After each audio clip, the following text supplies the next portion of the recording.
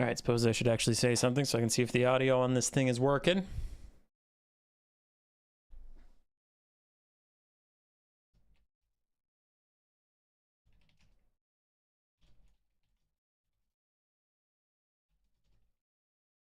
All right, suppose I should actually say something. Bam! It works just fine. I love how you, like, you being Nebulous, it's me.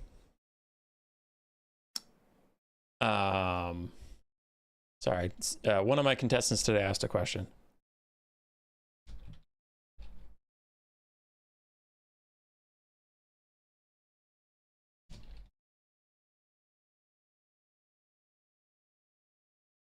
Okay. Yeah, it's funny that like I have to do that audio test at the start every time, because one time I got burned by like starting a stream and getting literally 30 or 40 minutes into it till someone was like,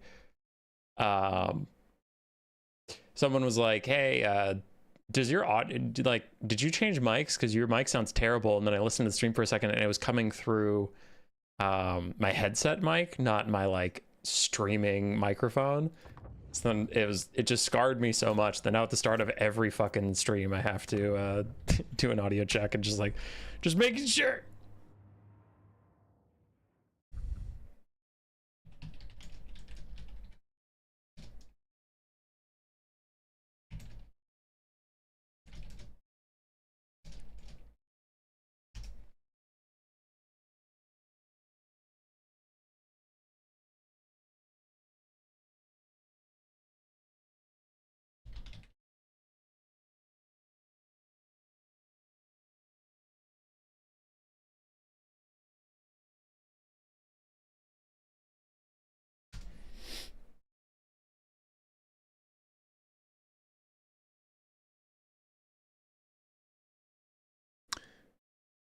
Sounds a bit different than usual. God damn it. Now I have to check because I'm paranoid. Hey, Codex. GK Lizifovi.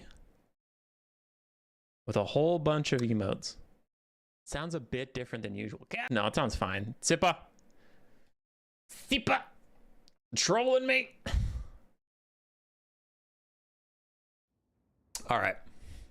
Let us go over to the map screen so that I don't accidentally flash their builds in front of you. Oh, I also have to open the bracket. Yes, that would be good. Yes, open the bracket.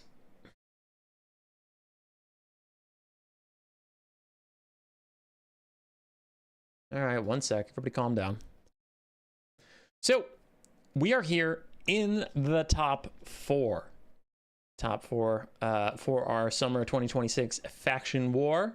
Wood Elves are having a good run of it. So our top four players will be Sipa on Tzeentch, Loopy on Wood Elves, Charix on Wood Elves, and Black Knight on Britannia. We're going to start on the left-hand side here. These finals are going to be live, so we'll have two best of ones and a best of three. Should be a pretty quick stream to determine our winner.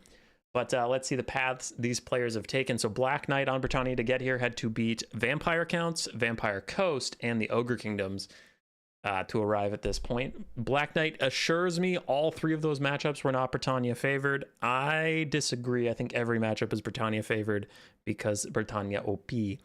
On the other side, across from him, Charix had to beat High Elves, Warriors of Chaos, and Dark Elves. Dark Elves are a very strong faction. Warriors of Chaos are fine. High Elves are fine, somewhat cheesy, but I feel like Wood Elves can handle all three of those, and Charix did show really good mastery of those matchups despite being an excellent domination player these days. Still has the Conquest land battle hands for his beloved Wood Elves, so we'll see if he continues a good run against Britannia. I think Britannia might be the hardest matchup he's come against so far, but still very doable. Wood Elves are quite strong. Debatable whether they're like overpowered or not, but they're strong, and most strong factions can like get through a lot of matchups even if they're supposed to be tough. But Britannia has a lot of mobility, a lot of shields, and then extremely cheap chaff that you can feed into the Wood Elf arrow blender if you need to. So traditionally they have those tools to deal with the Wood Elves. Wood Elves have gotten some buffs that have changed a couple things about their old play style, like Durthu being good, War Dancers being good. I don't remember if Sister of the Thorn got any buffs or if just everybody started playing them, but I know Butcherbird was saying they've been good forever, but people are playing with Sisters now. So Wood Elves gotten some tools since that matchup was traditionally thought of as very, very Britannia favored. But yeah, we'll have to see. We'll have to see. On the other side, we'll do more of Loopy and Sipa's journey when we get to them. As I realized I deleted one of Loopy's icons there, but yeah. So for now, we'll focus on this left-hand matchup. As you can see briefly earlier, we are in the lobby with the players. There we go. And I'm just sitting on the map screen so you can't see their builds, of course.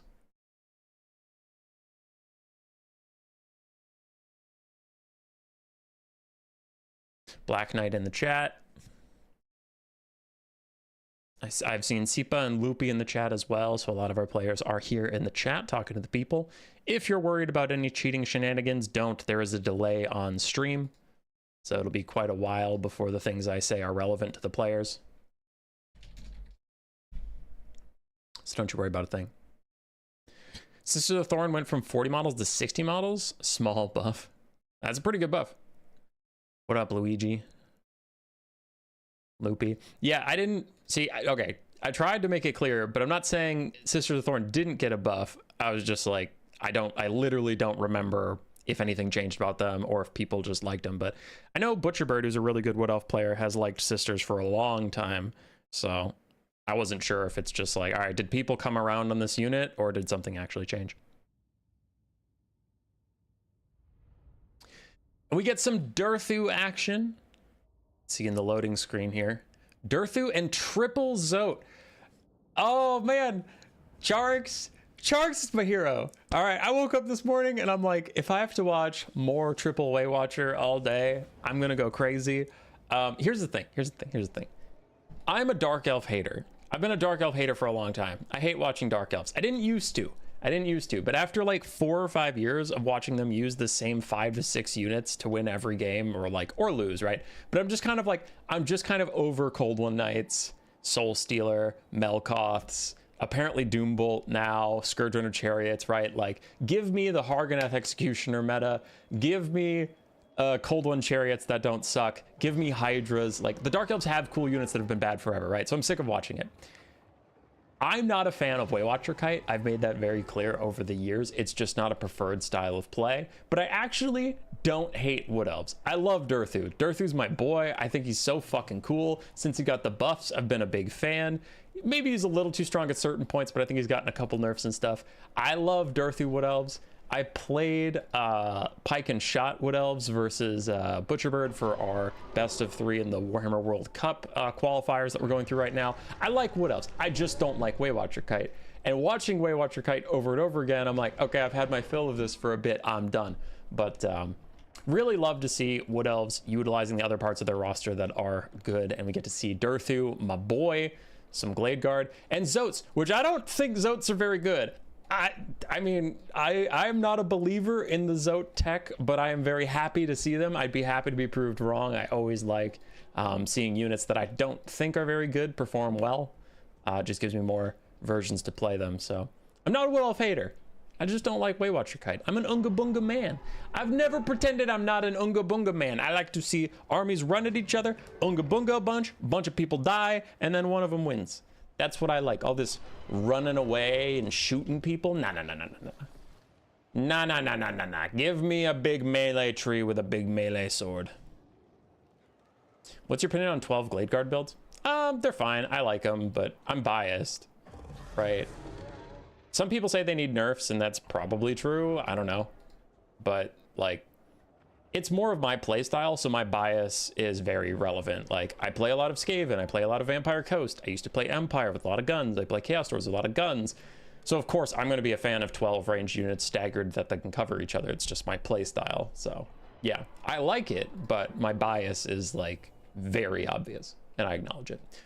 So we talked a bit about the Wood Elves, but on the other side for Alberic and Britannia, we have peasant mobs, a ton of knights. Knights Errant, Knights of the Realm, a questing knight, and a Grail Knight with a Damsel of Life. It's the Black Knight special Footcaster with just Earthblood. He does it on his High Elves all the time. He does it on Britannia a lot.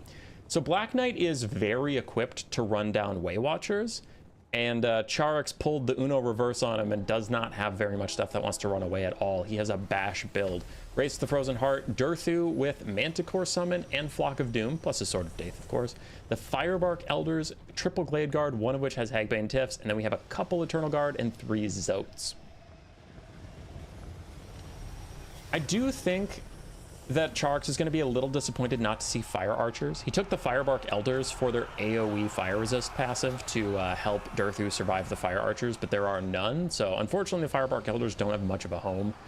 They're still fine versus Cavalry. Treekin are okay, but not great versus Cavalry if they're getting Cycle Charged and healed appropriately. So both sides not exactly predicting what's coming their way, as the Knights Errant are starting to take a lot of damage, but there are more Knights to take their place as Knights of the Realm charge into the Zotes. Questing Knight's going to charge into Eternal Guard, and Britannia's just going for a full surround right away. Alberic dives in, and they are going for these Glade Guard, but Durthu is stomping his way over towards the Lord of Bordelot, who probably has to get out of here.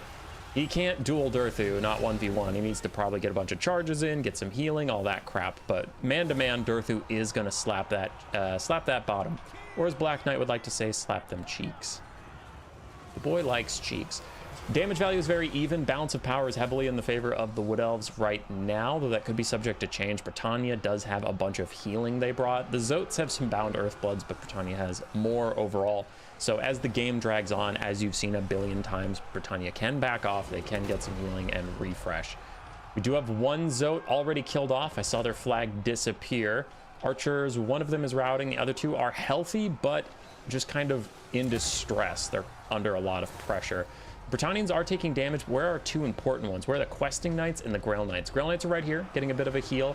Still have 44 out of 48 models, so they're very healthy. And then where are those armor-piercing Questing Knights? Also very healthy. So Black Knight has managed to keep the 2 Knights that matter very healthy, and a lot of his more chaff Knights, the Knights Errant and the Knights of the Realm, are taking a lot of the damage. Alberic's jumping back in, providing those Questing Knights with nice bonus versus large that they lack otherwise. Getting some decent damage on Zotes. That is a summoned Manticore, so it is fake. The bounce power is still slightly in the Wood Elves' favor, but again, I'd like to draw your attention back to the abundance of healing Britannia brings, and that there's a fake-ass summon on the battlefield. Knights find their way onto more Glade Guard. And how are our 3 Eternal Guard doing? Okay. One is at half HP, the other 2 are more attritioned out than that. One did just get a heal from the Zotes, however. Firebark Elder is very healthy, and of course Durthu is, but I think Durthu is just going to end up being full health at the end of the game, as he either gets Cycle Charge to death or he watches the Britannians' army loss. It's kind of his way.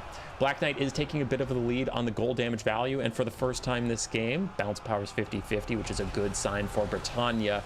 The Wood Elves might not get their legendary Wood Elf final, as Durthu continues to hold for now. One of the Zotes terror routed briefly, but they did manage to rally, and now they're beating up on Alberic. He really wants them to just finish dying off, as the Grail Knights have come to help him out. That should finish the second Zote. Get rid of those guys. Black Knight doing a good job to chase down anything that has left the field, but we do have one Glade Guard that is allowed to rally. Eternal Guard also attritioning out. The Wood Elves are probably starting to feel like the world is a smaller and smaller place, but have they done enough damage? Britannia is very wounded across the board. But again, half health on the Questing Knights, above half health on the Grail Knights, and Alberic, of course, is fine as well. So the important Knights have managed to be safe. In all this chaos, where it looks like Britannia was just throwing everything in the kitchen sink at the Wood Elves, and maybe they were, they managed to keep the 2 important Knights the healthiest, which I think is a good, like, compliment to Black Knight as a player. In all that chaos, he managed to give them good targets and not just let them get bonked by Zotes or Durthu. 40 models left for the Questing Knights. They probably have to back off and get some healing, maybe spend some time chasing something off the map just to buy time for more healing. Durthu hit them with a Sword of Daith and Flock of Doom combo, so they got quite injured there. The other Knights are getting low, and Durthu is a menace in the late game.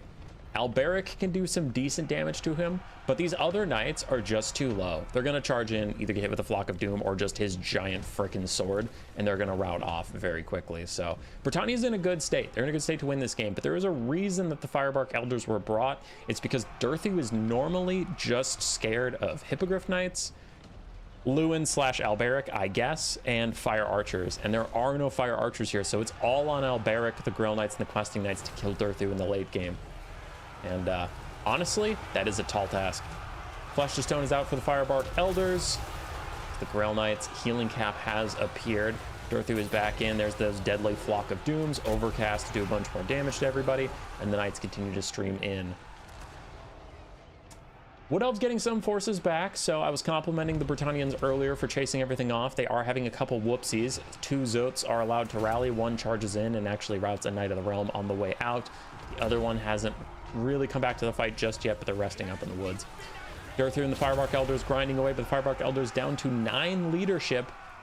Those Knights of the Realm, like we said before, they're attritioning out pretty badly. Where are the questing Knights? Grail Knights are here. They're very injured, but have a lot of models, and they're the questing Knights. Also injured, but they back off to try and get of Earthblood, but they weren't in the center of it. Their flag was there, but the rest of their unit wasn't. So Earthblood doesn't quite hit the questing Knights. They're still doing okay. I honestly think this is a 50-50 game state. Balance power slightly favors Britannia, but I am so concerned about how they killed Durthu. Alberic cycle charging, doing his best. Looks like for now he's going after the Firebark Elders. I don't hate it. I don't love that Alberic ends up in front of Durthu for free, but I get it. He wants to get rid of these giant trees that are between him and Durthu so that he and his knights can charge in freely and get guaranteed hits on the target they want, instead of like you click on Durthu, 4 or 5 questing knights end up just humping a Firebark Elder while they try and get to Durthu. They're not getting any damage out, then they get stuck, then they get beat up. So he's trying to clear the field and make this a simpler process of killing Durthu, but it is very tough. You can see he took a shellacking on his way out, so that was what I was worried about. I understand what he was going for, but I am a little concerned. Firebark Elders are immune to psychology, so they would not tear her out, but they will eventually naturally route. I think, yeah, Britannia is going to separate out here. So what they want is for the Firebark Elders to wander away from Durthu so they can chase them in a more simple environment without... Because if you just crowd them in next to Durthu, then they're doing their job. Even if they're not swinging back anymore, they're just bodies to keep you off of Durthu and give Durthu more 1v1s instead of like 16v1s. So, yep, Britannia, really good job. Just letting them walk. Let them walk away.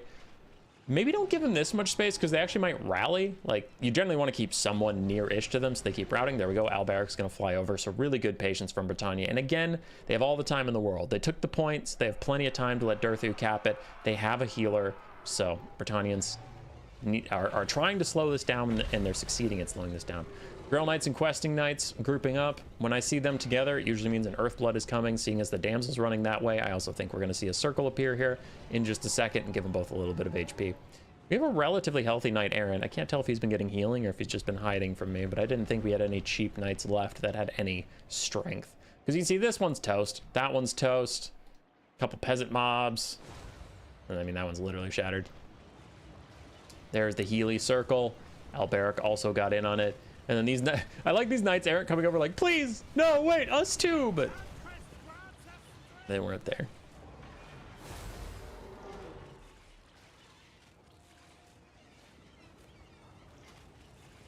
Get Durthu with Blessing of the Ancients and Overcast Flock of Doom with 20% damage in the Sword of Death. It will delete a blob. Yeah. Sure. Durthu has captured the point, which is good. It means he's not just going to lose on time alone.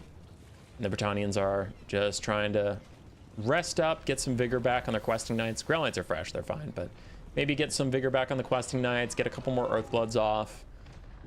It's their reward for capturing the point early, is now they have all the time in the world. I mean, not all the time, they have 10 minutes, but we'll see what they do with that.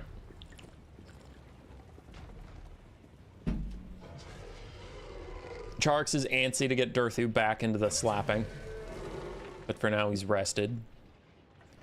Almost fresh. He's active right now, but he'll pop over to fresh in just a second. So he'll have perfect stats. And I honestly don't know how this is going to go. There's another Earthblood for the Grail Knights. They're just trying to slow this down, as we said before. But I honestly don't know if they can kill Durthu. They might. They might. But if you told me he has a couple Flock of Dooms left in the tank and he's just going to grind this out to a win, I would not be shocked. He also has another Manticore summon, but I wonder where his Winds of Magic is at, because he has been throwing out Flock of Dooms, and he did already use one Manticore. In comes the final fight. So we're going to see the Britannians cycle charging quite a lot here, but Durthu is more than capable of getting his vengeance upon these units as they charge in. There's a Flock of Doom. Good damage onto everybody. Knights Errant thinking about routing, and peasant mobs trying to just mob Durthu and be annoying while the Grail Knights get a little bit of a charge and run away, but Durthu's health barely moved, and that's the big problem here. Alberic charges back in, does get a hit, but Durthu returns it right back, and Durthu hits quite a bit harder than Alberic does. In come more of the Knights, and Durthu has lost about 1,000 HP since we've been watching, but he has 7,000 more to go. Can the Bretonnians knock down that big tree? Alberic charges in yet again. I'm just going to leave Durthu's health bar on the left-hand side, because that is the win condition for the Wood Elves, as they rout off one of the Knights Errant. Grail Knights nearing their heal cap. Alberic is also kind of close to his heal cap. Overcasted healing in the background damages the damsel by quite a lot, but it is going to help the important Knights. Durthu is slapping back at Alberic, gets another Flock of Doom down. It's just regular, it's not overcast, but Durthu is attritioning pretty badly. He's lost about 3,000 HP since this last scrap started, and the balance of power is starting to be his worst enemy. Durthu wants to fight to the very end, and he has a reasonable chance of winning this game. It is getting worse and worse for him, but army losses does take it out of his hands and doesn't let the big tree go down fighting, which is pretty bad. Bow Seeker trying to keep that vigor up, but army losses is going to take him out, and Britannia advances to the finals, damning us to not get our beloved Wood Elf mirror match. Durthu with a shocking 5,200 damage value. Eternal Guard did okay. Race of the Frozen Heart and the Glade Guard got shut down quite early. The Firebark Elders, despite being in melee for like most of that game, still didn't get any damage value, which is generally why I think Treekin are bad, but he took him to dissuade fire arrows, and there were no fire arrows. The Zotes did okay. Not amazing, but they did okay. On the other side, Alberic, 1,300 value. Grail Knights and Questing Knights paid for themselves with a little extra. Knights of the Realm did very well. Knights Errant did actually decently as well. And then Peasant Mobs. Wow, one Peasant Mob got 500 value. Peasant Mobs OP.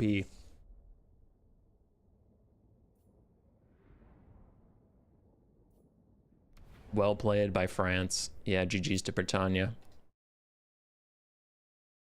All right, I am going to take you to the bracket just in case I enter the next lobby and the builds are on screen. So Britannia advances to the finals, defeating Chiarix. I'm going to find myself a lobby. You're going to see my discussion with Black Knight for a second. Oh my god! As I'm just going to find Loopy and Sipa.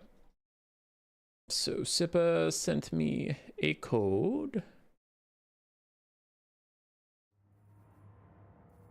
Oh wait, I know what this thing is called. There we go.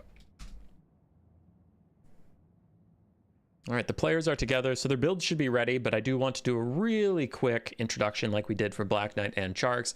Sipa had a good run, fought me / Pasha on Kislev, so that was maybe a free win for him because player skill difference was quite large, but he did defeat me / Pasha at Kislev.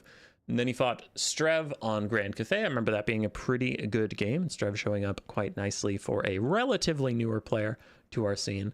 But Sipa did prevail there. And then Kukinko on Nurgle fought against Tzeentch. It is a very tough matchup. Kukinko informed me of that several times, and it played out on stream.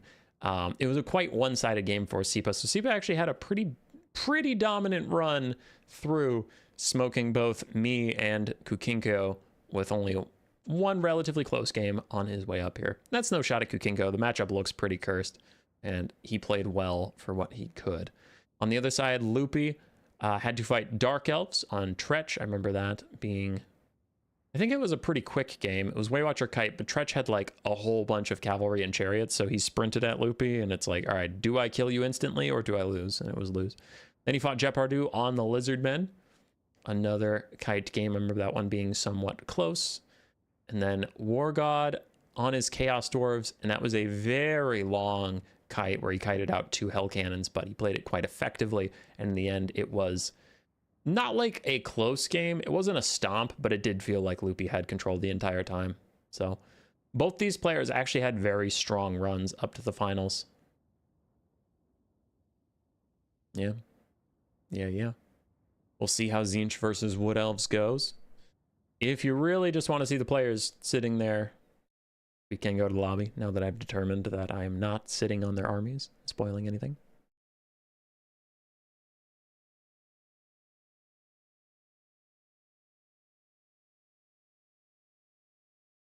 Black Knight back in the chat if you want to talk to our victorious Britannian. And no Way Watchers yet again. No Way Watchers today. Yes, we get another fucking cool Wood Elf build. Yes! I love it. I've loved both the Wood Elves builds today. These are the Wood Elves I enjoy. And again, I wear my bias on my sleeve. I've never pretended not to be biased. I don't think Way Watchers are necessarily OP. I think that's a different conversation. I do think they're a bit strong and maybe could use some nerfs, but just my preferred playstyle. I like some Wide Elves. I like some Zote Elves. I like some Darthu. So Sharks running a very, very human boy coded build. Loved it. And I like Loopy's build a lot too. This build's sick as hell.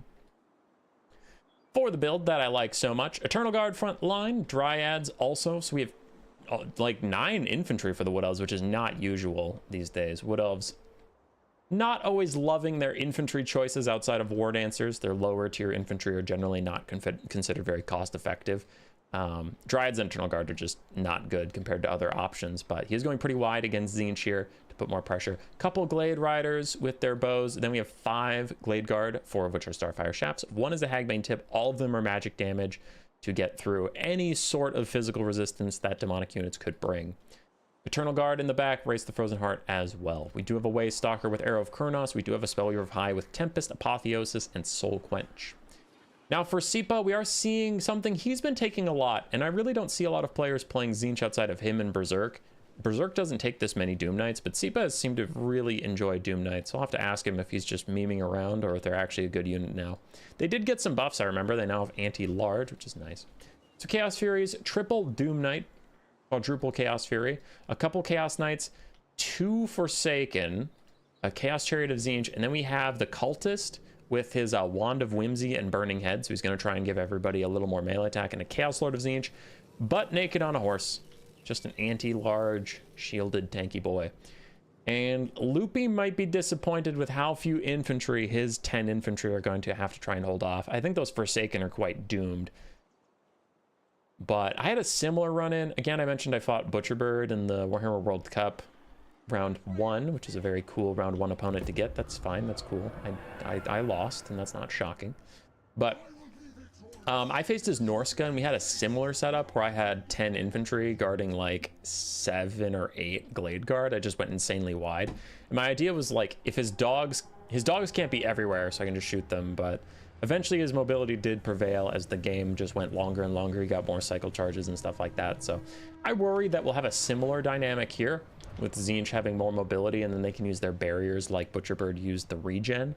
So I'm alarmed. But if Loopy wins this matchup, it means I wasn't cursed. It means I was just bad, which is also possible, as the Doom Knights are just going straight for it. Holy. Sipa? No one else is here. Bro, he's just going in. All right, Doom Knight's gonna take a lot of damage. Sipa is a very, very good player. So this is not, I'm not saying that this is like, he's not coordinating his forces well. He just must have some sort of reason for having that Doom Knight kind of be the entry fragger and just dive in. It is taking a lot of damage, but here's that beautiful collapse. Everybody's ending up on good targets, coming from different angles, so the Glade Guard can't focus one direction. They're all over the place, and he's compromised all 5 Glade Guard as they're just pushed away, but the damage is real. Loopy is not taking this lying down. One Doom Knight's already routing at 1/4 HP and falling. The other one's at half health, and the last one is pretty healthy. Chaos Fury's doing decently well, but they are demonic units. Chaos Fury's very, very fragile, as we know, and there is a nasty Tempest. Remember, flying units still take the Tempest damage on the ground if they have the attribute flying, so these Furies taking a lot of damage. With demonic units, when they fade away, all of a sudden the battlefield becomes a much smaller place for Tzeentch. Nice Burning Head, though, from Sipa. Gives his forces some melee attack and also just rips through 3 units. Race the Frozen Heart, a Dryad, and an Eternal Guard, all just taking that damage very, very poorly.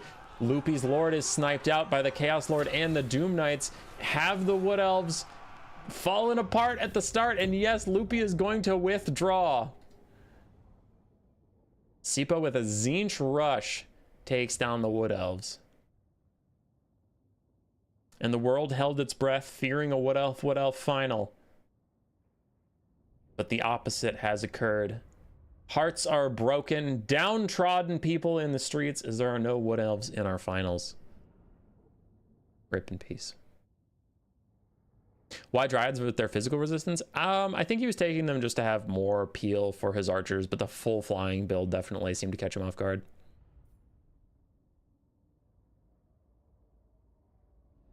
Your first two opponents are no-shows straight? What? That's crazy. That's crazy. I got to play Bird. I don't know about the second one.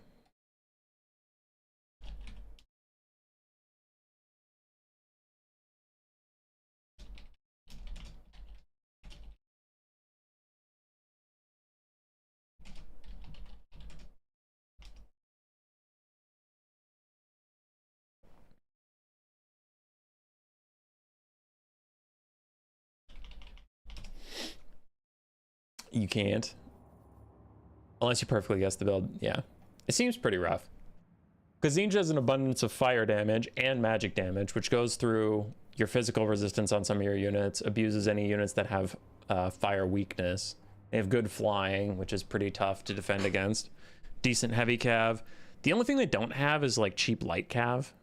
Because you have Marauder Horsemen, but those are kind of expensive and pretty bad in melee for 700 gold. Not worth it melee-wise. They're really good with their javelins, of course. I'm not saying they're a bad unit, but just no melee light cav. And Centaurs of Tzeentch are fucking 1100 gold, so that's not exactly cheap light cav either. But yeah, Tzeentch has a lot of good tools versus the Wood Elves. And they have nets too, so even if you try and Waywatcher kite them, if they took Kairos, or I think someone else has also that Gaze of Fate thing, but the net, they can net down your Waywatchers, which is really brutal.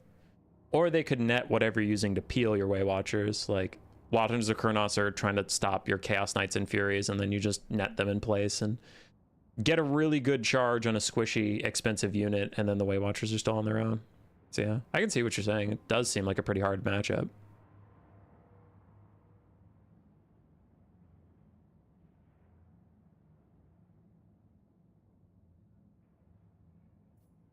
All right. Those two games were pretty quick to get into lobby because they had time to set up. They knew who they were facing and stuff. We might have a little bit of downtime for these next three games because the players have had no time to prep because they didn't know who they'd be facing in finals. And we just saw Sipa get out of a game, so obviously he isn't sitting in that lobby. Looks like we're going to Kingdom of Cheeks. I will send you over. Hey, Demon Mains Rise Up. It's some guy. Thank you for the $2. Appreciate you. Appreciate you, but I'm going to put you over here just in case we enter the lobby and for some reason the builds are visible. Can't have that. Can't have that at all. I enter the Kingdom of Cheeks. They be clappeth. Best of 3 finals between Sipa and Blake. So I believe, yes, I am not on their build, so if I go to scorecard, it shouldn't show you any problems. Since it's the best of 3, I'll get the scorecard up there so people aren't like, what's the score right now? What's going on? I'm so confused. We have RTK's Sip Rippa. It's not Rippa. And then we have NC's Black Knight.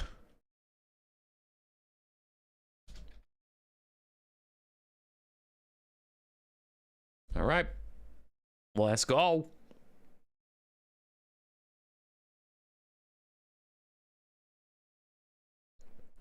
Interrupting you to remind you that you didn't ping the Discord for the stream. Ah. Jepardu is alerting me that I didn't tell anybody I was streaming. Thanks, Jep. I did forget. I'm not saying I didn't forget at all, but I did remember this time to actually like post the stream ahead of time so people that aren't in my Discord had time to know it was happening. But that is funny. The one time I actually plan ahead enough to stream more than like 5 minutes ahead of time so YouTube knows it's happening, I forget to ping my fucking Discord and let them know.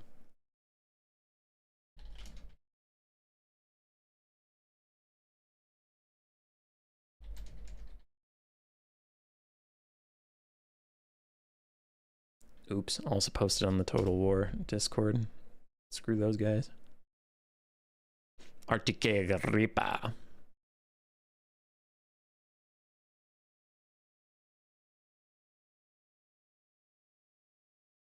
Zotes didn't cook, Charx. Zotes didn't cook, but I loved your build. I loved your build. I think if you went triple Way Watcher there, you were doomed against Black Knight's build. That was just too many knights for you to possibly peel, and I suspect you know that, which is why you didn't do Way Watchers. What do you think, man? Charx in chat, if I can pick your brain, if like you know exactly what Black is bringing, let's say you run it back, you go back in time and you tell past Charx, how do you even counter that build? Because that actually looked pretty rough. Loopy's been talking a bit about his matchup, and it just seems that Tzeentch is quite difficult from the arguments he's making, and I definitely would agree. It's not a matchup I've had to think about too much, but the stuff Loopy's talking about, I'm like, ooh, yeah, that is a problem. Ooh, that's pretty fucked too. Yeah, yeah. So it seems pretty rough. How would a Tercio style army formation for the Wood Elves handle those two matches? What's a Tercio? 3 Hawk Riders? Or 4 Charx? Is that like real or are you memeing? I thought Hawk Riders were like abysmal right now. But I see your point. He had 1 flying unit, Alberic, no archers and stuff, so you'd have free reign in the skies. I just wonder if that unit is too dog shit to even be worth it, but you would definitely know better. So that's a legitimate question, but I felt like Hawk Riders got nerfed into the dirt and probably need some buffs. Tercio, Pike and Shot. Oh, okay. I feel like Loopy tried Pike and Shot and he kind of got rolled. I mean, he had the maximum number of spears he can have before needing to go all the way up to like Wild Rangers, right? 4 Hawks is illegal. We'll make it legal for Charx.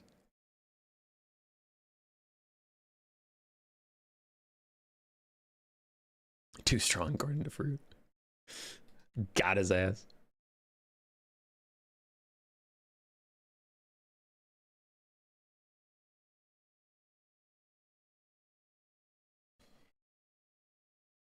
If I could snipe Alberic and Grail Knights, it might have cooked. Yeah, because I presume you'd still have Durthu, and like we saw how much work Durthu did until he started getting cycle charged by Alberic and the Grail Knights and the Questing Knights. Brett goes 1 Pegasus Archers, it would be cooked, so yeah.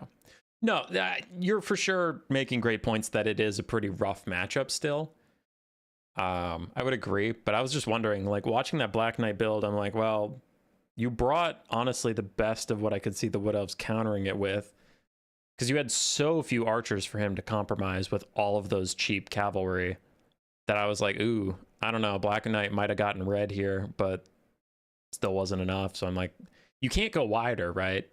You can't go wider with more archers, or Black Knight has more to run you down with. You can't Way Watcher Kite, we've established that.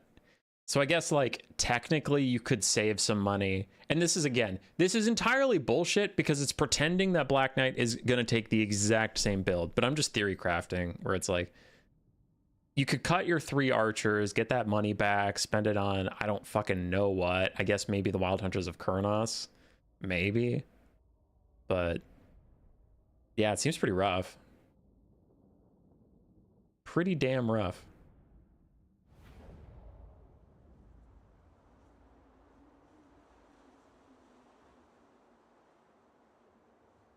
Do you think you could have won that with better managements of the Zotes? Charx, you're perfect as you are, sir. You're perfect as you are. Way Watcher Kite with Durthu is the way. Loopy, are you talking about for Tzeentch or for Britannia? Because I feel like Black's Britannia build had so many knights. I don't know how the Way Watchers could stay alive.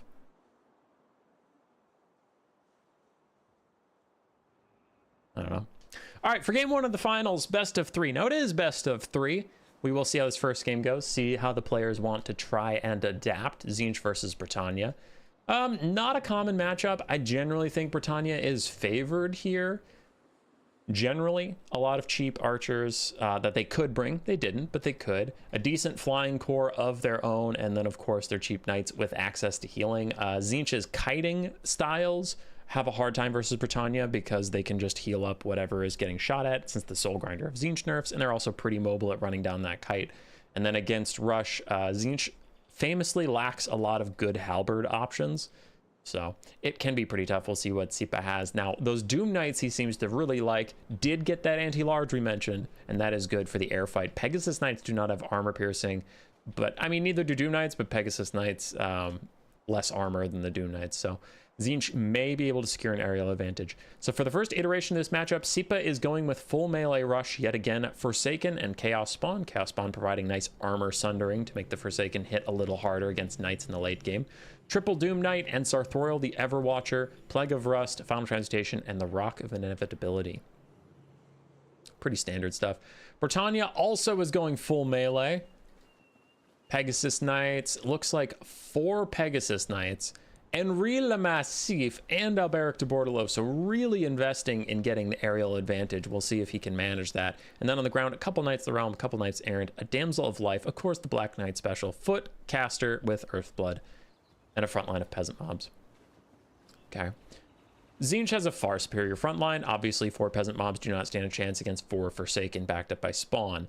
Tzeentch is going to have to take the conquest point nice and early, and then they're going to have to try and wait out the storm and just absorb pressure from the Knights cycle charging them and the Chaos Spawn. If they stand in their Forsaken, they can occasionally like trap a Knight or two, not a whole unit, but a literal Knight or two, charges into the Forsaken, gets caught up in Chaos Spawn and whittled down. That's why Spawn are so nice. Like Spawn, Trolls, Stone Trolls, Minotaurs, any of that stuff fighting on top of infantry, when you're getting cycle charged by cav, those big bodies able to just trap a couple horses here and there that can't pull away and get beaten to death, that's how you punish the cycle charge, because unless you're the vampire counts, you can't resurrect those dead models, which is the only way you can really answer back against getting cycle charged in the late game if you have no ranged options, obviously. So the Spawn are a good pick if he can take the point and force the Britannians to charge into him.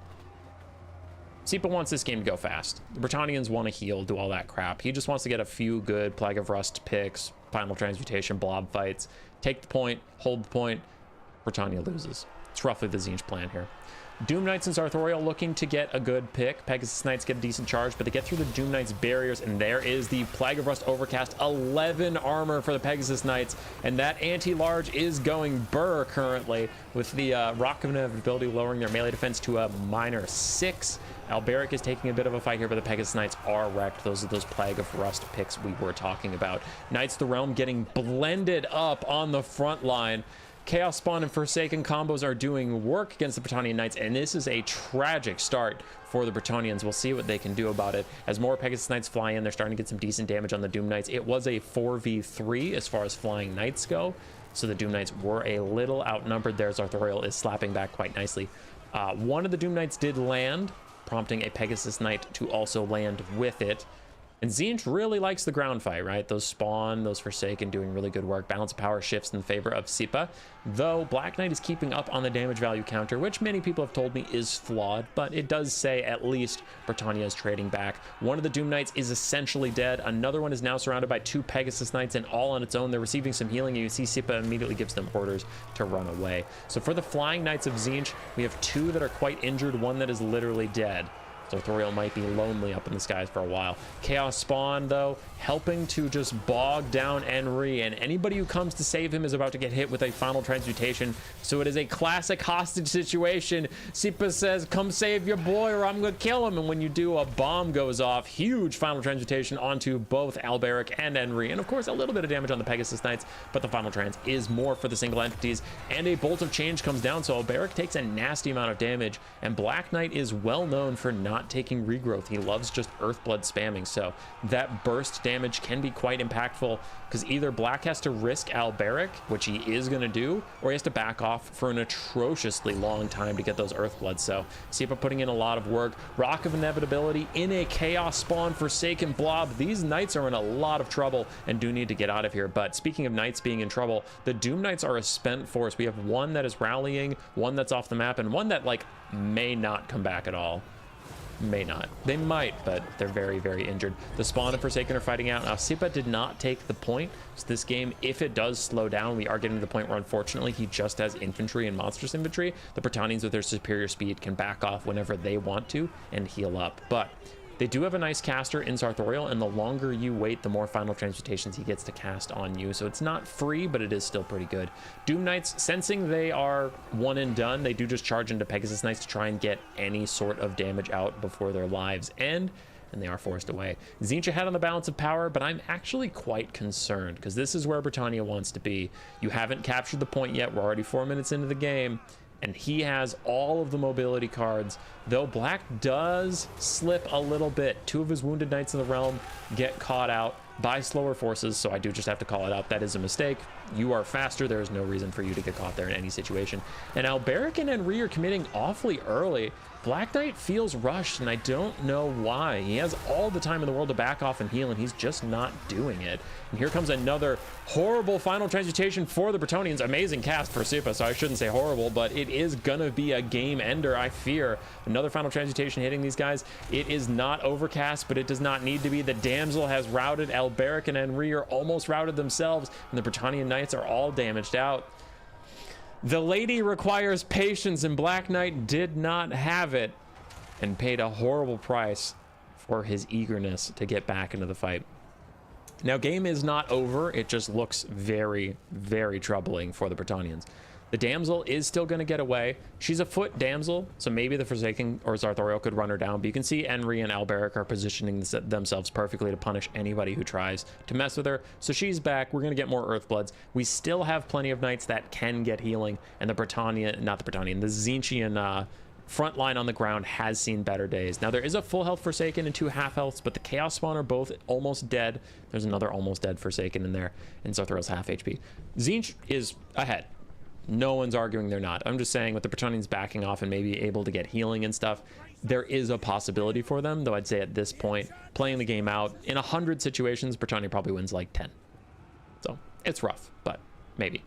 So Sartorial is going to dive the Damsel, and ooh, okay, I was curious if he was going to go through with it, because on his charge impact, he could damage her enough that she might not rally ever again, but Alberic and Henry were coming in hot, so they could have maybe killed him for it. Though honestly, it's not a good trade, but I wonder if Sartorial for the Damsel isn't a terrible trade, just because without healing, Bretonnia literally can't win. Like, there's too many Forsaken, there's too many Chaos Spawn, they can't win, so maybe it would be worth it, but there's no reason to throw away Sartorial. Alberic lands. I saw Sartorial get a hit on him already, though, and army losses is closing in for Britannia, so they can't afford to take any more hits before they get some healing. But that healing is not coming. Rock of Inevitability is down, and if Alberic routes, that's too much for the balance of power. I have to think if the white flag appears above his head, the white flag will soon follow on every Bretonnian in the game. Henry gets charged by Sartorial. Alberic is back in, and that is either an Earthblood or a final trans. It's an Earthblood. And Alberic and Henry are getting some decent damage on Sartorial, but I recognize that circle. That circle is a final transmutation. And say goodbye to the French. They are surrendering once again, as they are well known to do. Ha ha, take that, French. You've surrendered at various points in history, where I, as an American, just pretend I never lost. We didn't lose Vietnam. We just didn't accomplish any of our objectives and left.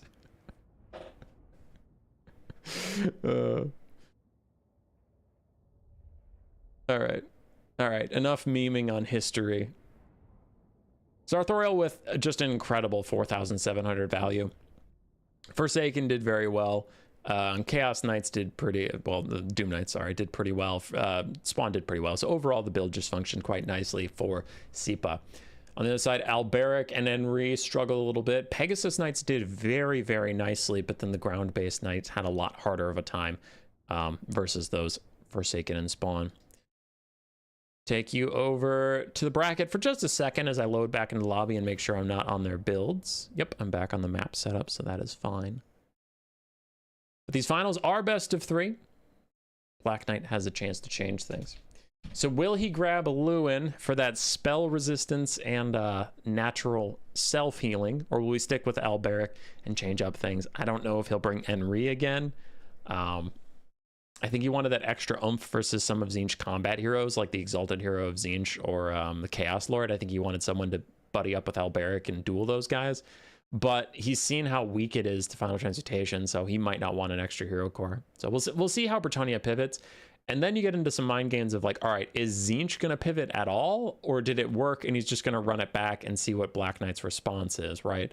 But if your opponent knows exactly what you're going to do you try and counter what he's going to do? Like, oh, you're going to make a build that's strong against Final Transmutation, so I'm going to take a blue Firecaster instead and kite you. So who knows? There's some dynamics.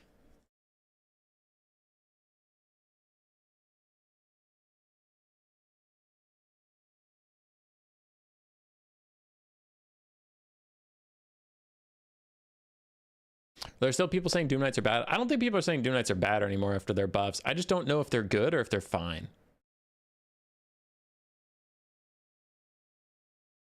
Straight Jimmy taking credit for Sipa using Doom Knights. Thanks, bud. Thanks for giving us OP Tzeentch.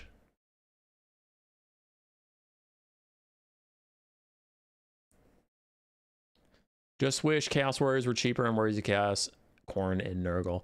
Yeah, Chaos Warriors are kind of an underwhelming unit, Mbumbo. It's weird, because if you look at their lore, it's like, oh, these are the best, the baddest asses, heavily armored Chaos Warriors in the whole world. And then you get into game and they're like 750 gold and they don't do much damage. Now, I know you have Chosen for dealing damage, so I'm not like they should do a ton, but it's just weird that like Plague Monks and Chaos Warriors are like on the same tier of infantry, which is just odd if you like think about what they are, you know? It's like, oh wow, shouldn't Chaos Warriors like blend Plague Monks easily? But they're apparently similar quality. Now, maybe a bad example because I don't think Plague Monks, I haven't gotten to do that in a while, but if you unit test them, Plague Monks probably don't win because of the high armor values, but still, it's just like, it's weird. You'd think they'd be a more elite unit.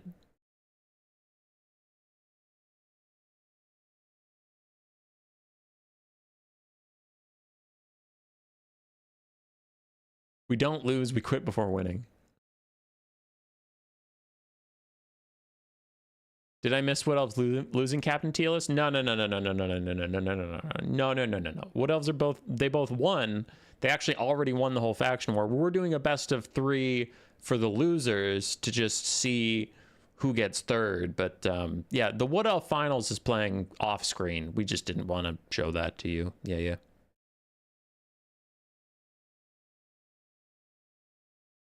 Where's Prussia now?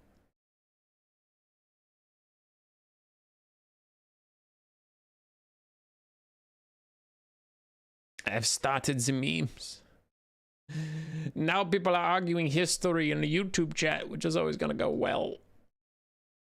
White Lions are supposed to be the elite of elite, but they're worse than Silverin Guard.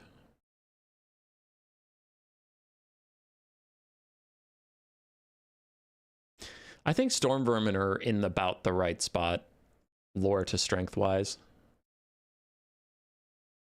Because Storm Vermin are the best Skaven melee fighters outside of like, you know, Death Runners and Plague Monk Sensor Bearers are better, but like basic, every clan has access to warriors.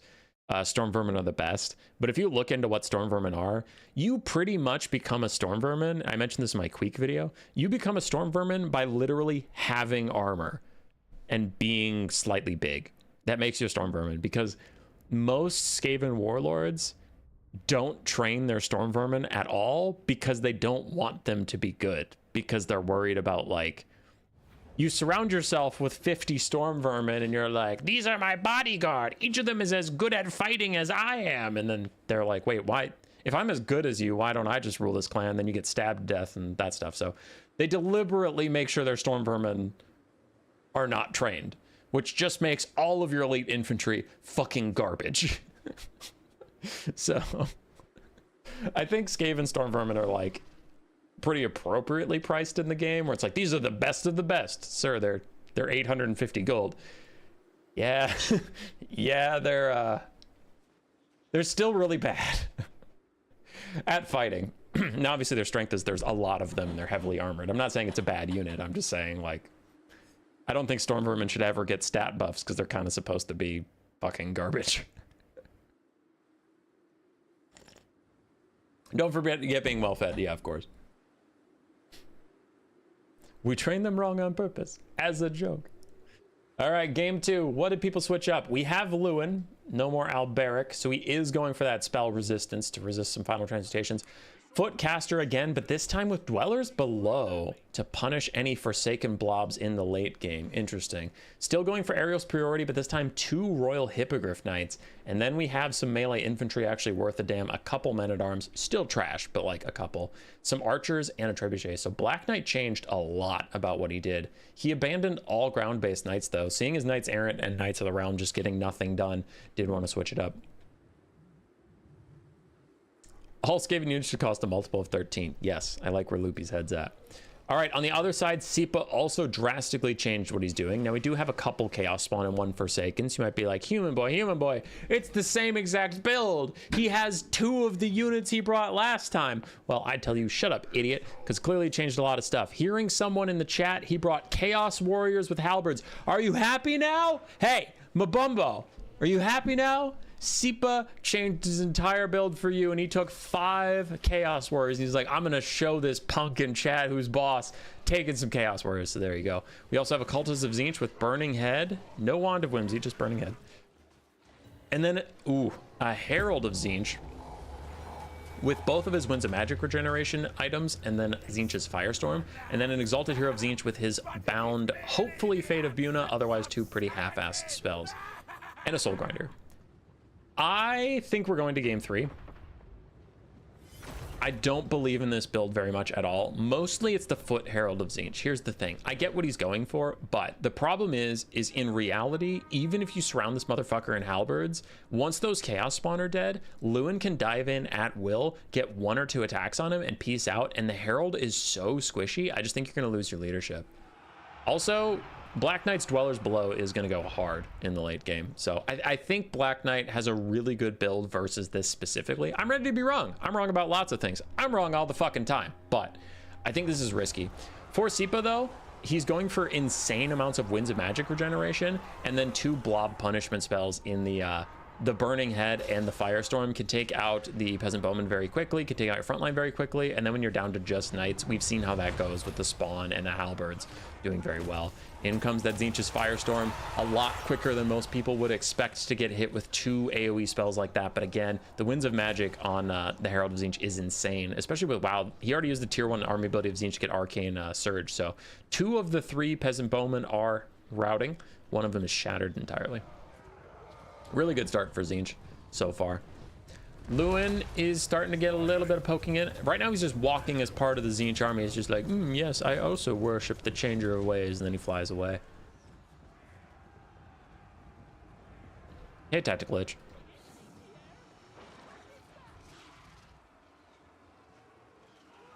So the chat is mentioning the Trebuchet is going to have to do a lot of work, and it is trying to. What did it just take damage from?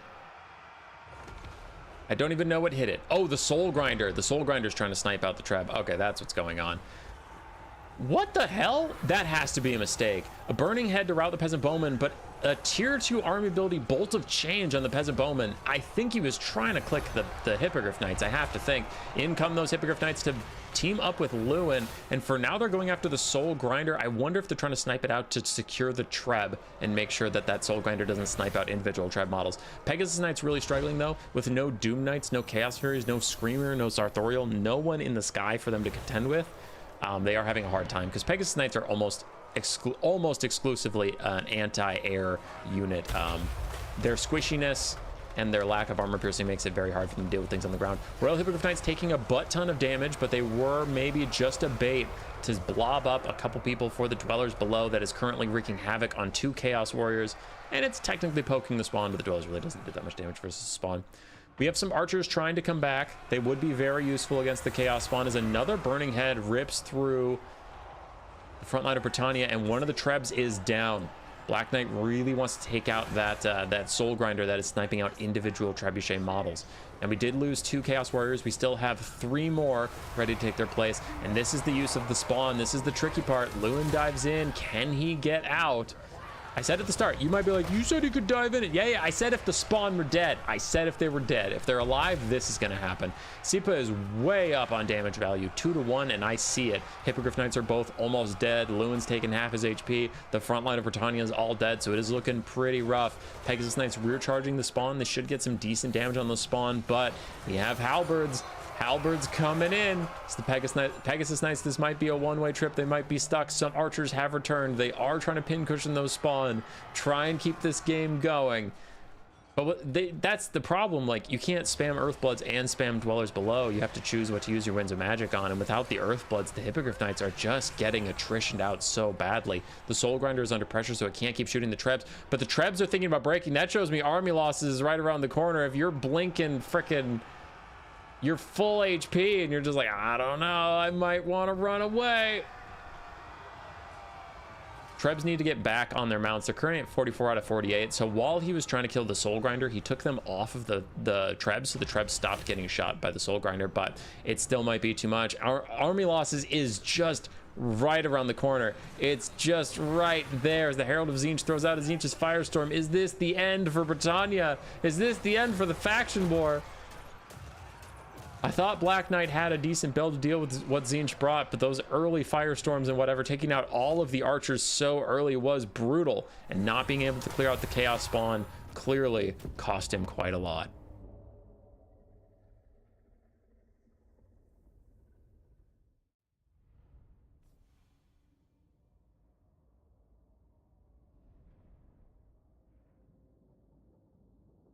Exalted Hero of Tzeentch did quite well. Cultist and the Herald of Tzeentch cleared out all of the archers very, very quickly. And then the Halberds got to feast. 2,300 value on one, 1,300 on another, 1,000 on another. Chaos Spawn did their jobs, lowering the armor and just keeping people bogged down. And the Soul Grinder pushed away the Field Trebuchet.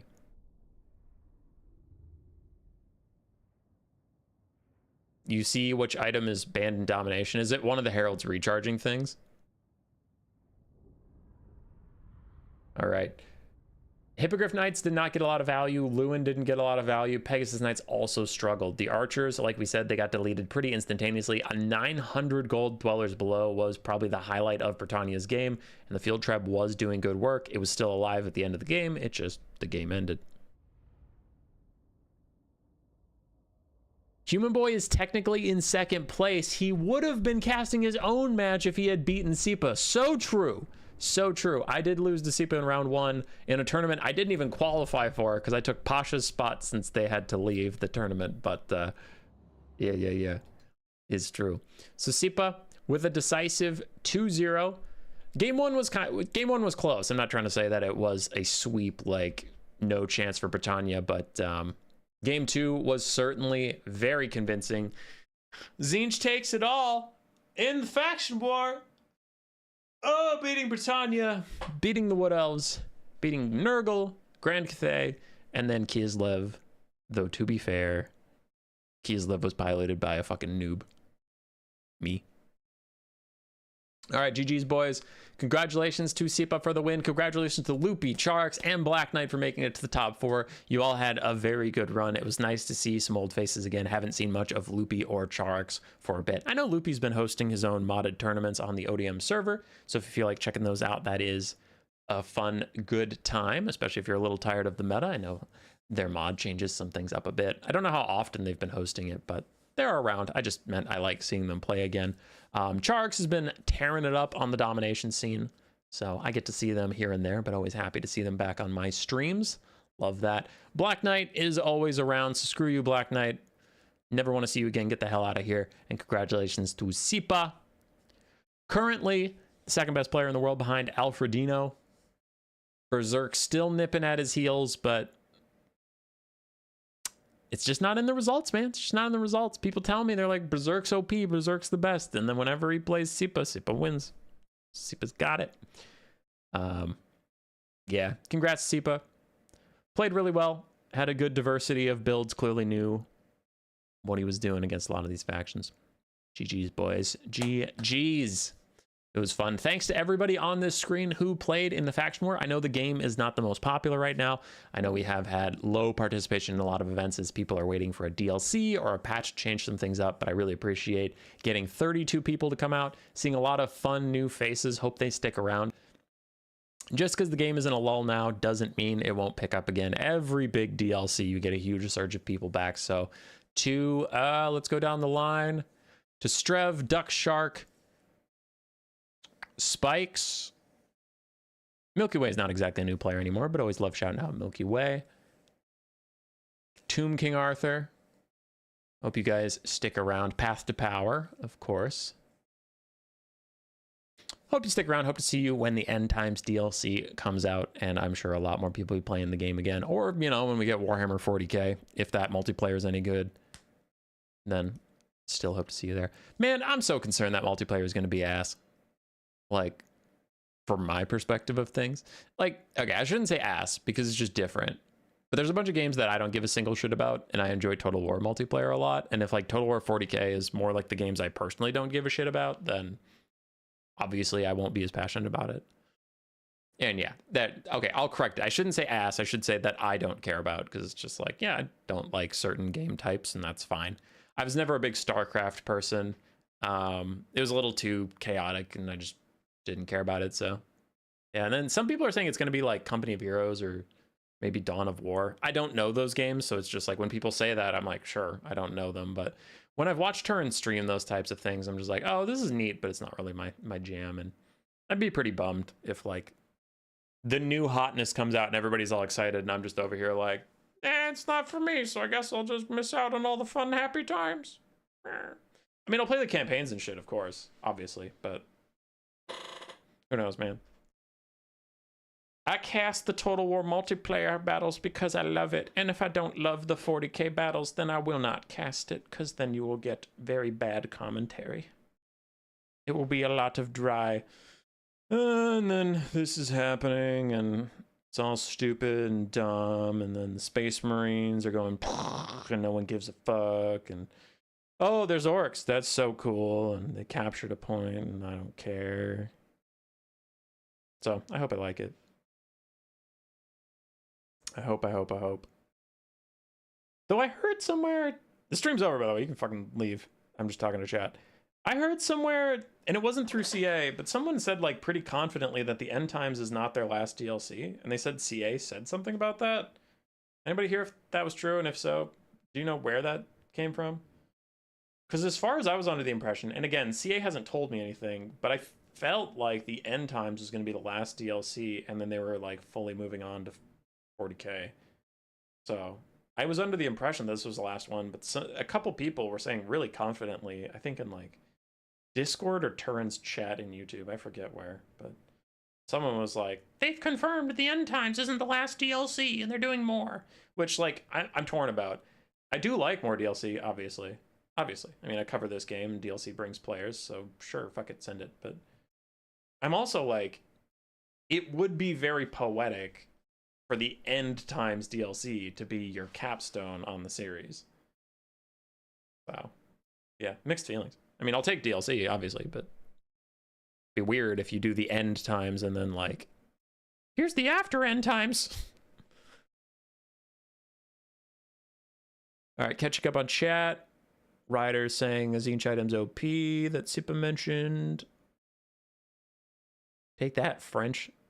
Chaos Warriors 1 for Mabumbo. Mabumbo, you get, if you're still here, if you haven't left, which if you left, sure, I get it, stream's over, but like, you got to be so happy. You were literally just like, man, I wish people would take Chaos Warriors, and then Sipa like slams them and just dominates. That was crazy.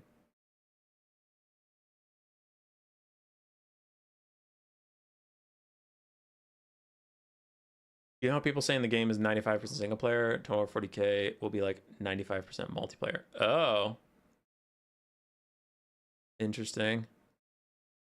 Goji saying the CA said in a video there will be more DLCs.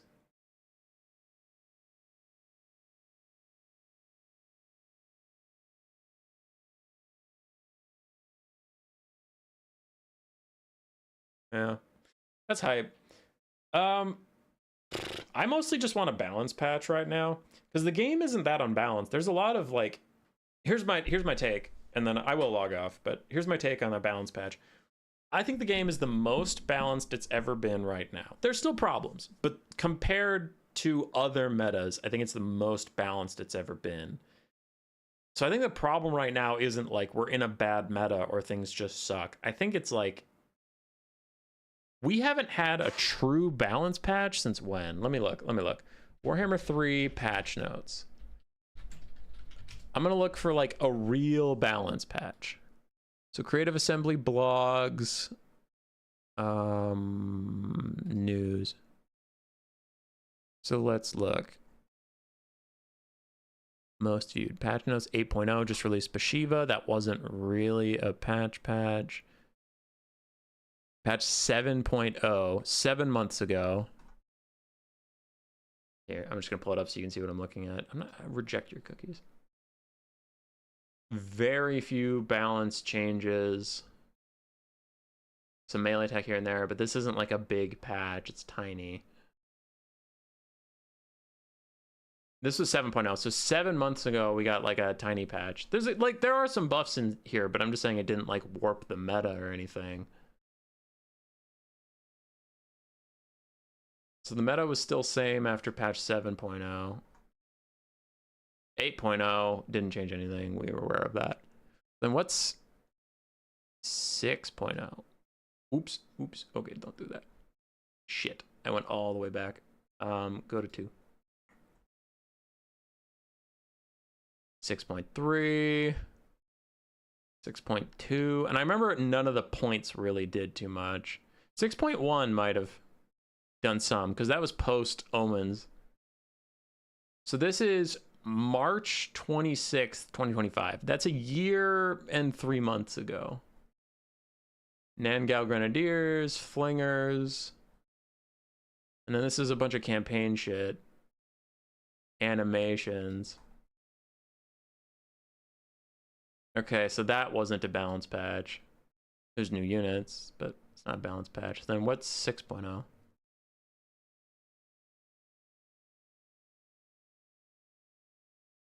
Um, 6.0, 2 years ago. And this was a DLC patch, so I don't know if they did much balancing around it. Modding, bug fixes. Yeah, there was no balance.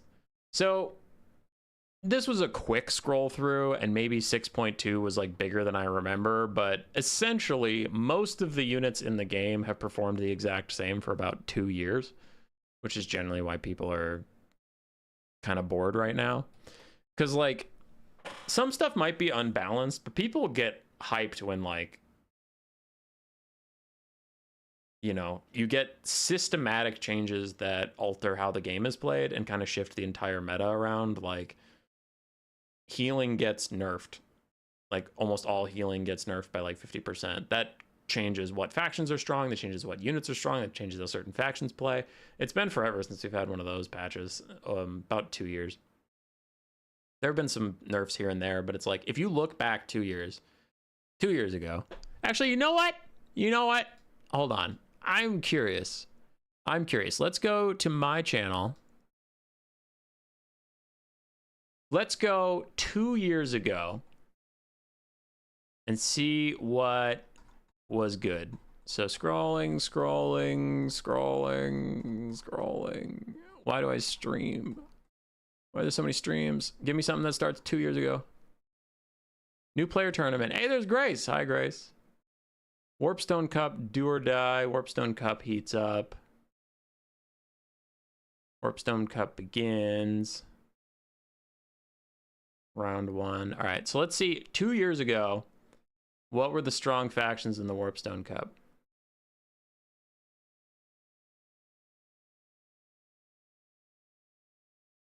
I mean, we got dwarfs. Tactical Lich and Dreaded Saurian. We got Soul Grinders and Demons of Chaos, kiting out Lizardman armies that are mostly skinks and Croxagores. And a Slann Mage Priest. So Lizardman army looks familiar, and that was 2 years ago. Soul Grinders have been nerfed since then, so it's not nothing. Oh, hey, it's Bretonnia. We've got Lewin, Hippogriff Knights, other knights, and some archers. Hey, look, a foot healing caster. I'm shocked. And they're against who? Dark Elves? Okay, the Dark Elves are using Dark Shards, Bleak Swords and Dread Spears. I see a Witch Elf or two. I see the Bloodrack Medusa. So that's pretty similar. Grand Cathay, here's a build screen so we can just see it. Grand Cathay using Zhao Ming, Onyx Croman, and then some Jade Warriors. That looks familiar. KDW's Dwarf build's kind of wildin', but it is what it is. So that's more of my point, is just like, it's been a long time since we've seen like a true meta shift. A lot of the factions are using the same units over and over again.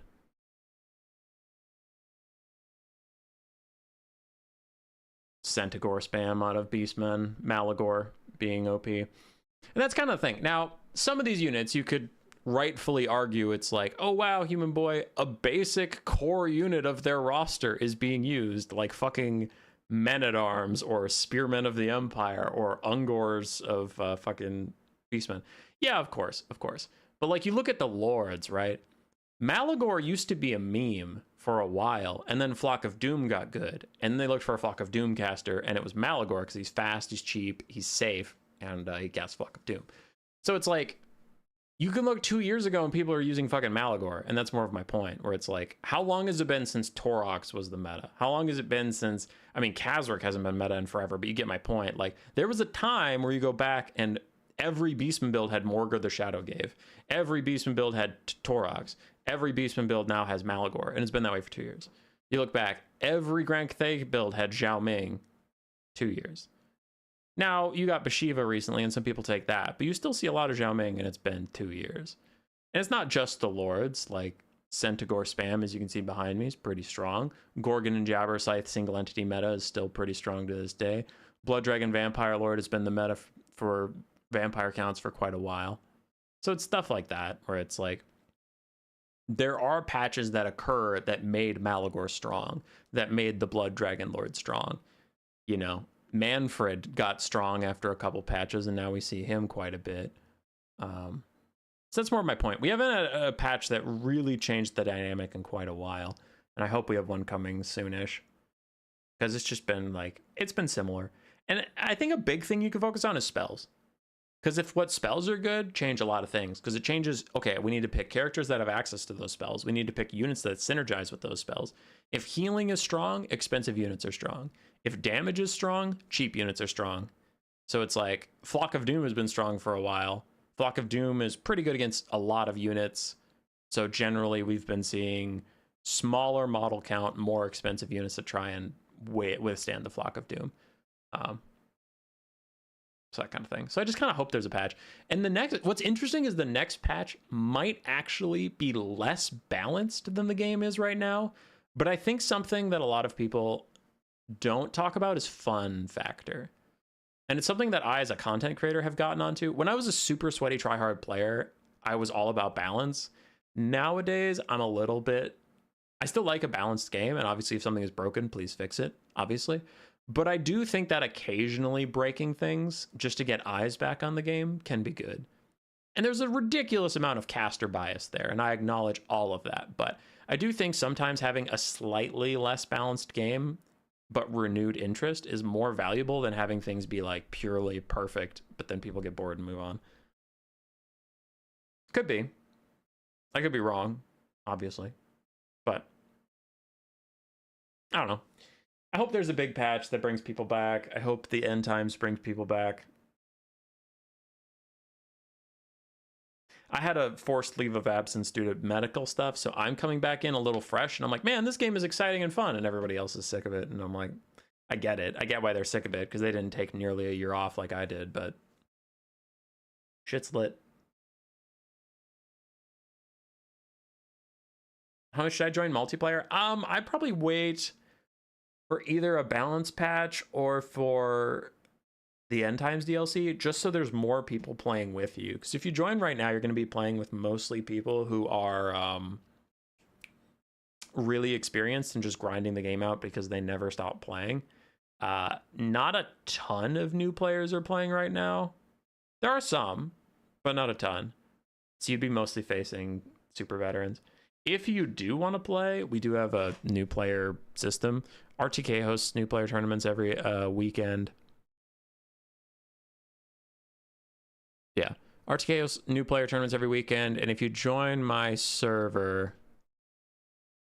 we do have a new player role you can get that gets you access to a new player chat and a bot, and there's some people like Path to Power that are playing recently, and they're newer players. But yeah, I mean, so sure, hop in if you want to, but also like if you wanted to get the most bang for your buck, I'd probably wait until either a big patch or DLC, because then just a ton of people come back and there's more people to play with.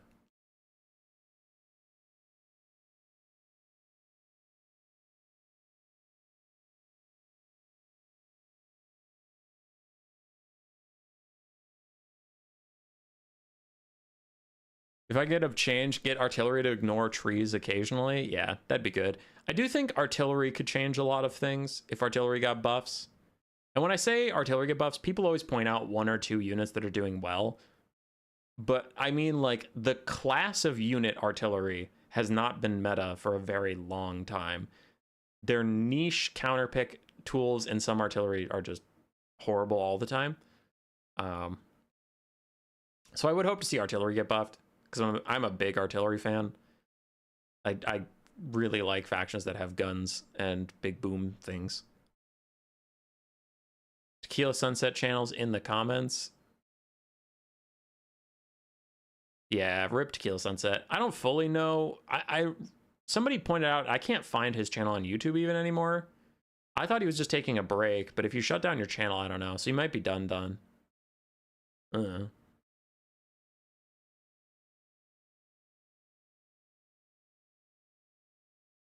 Dark, yeah, I agree. For sure.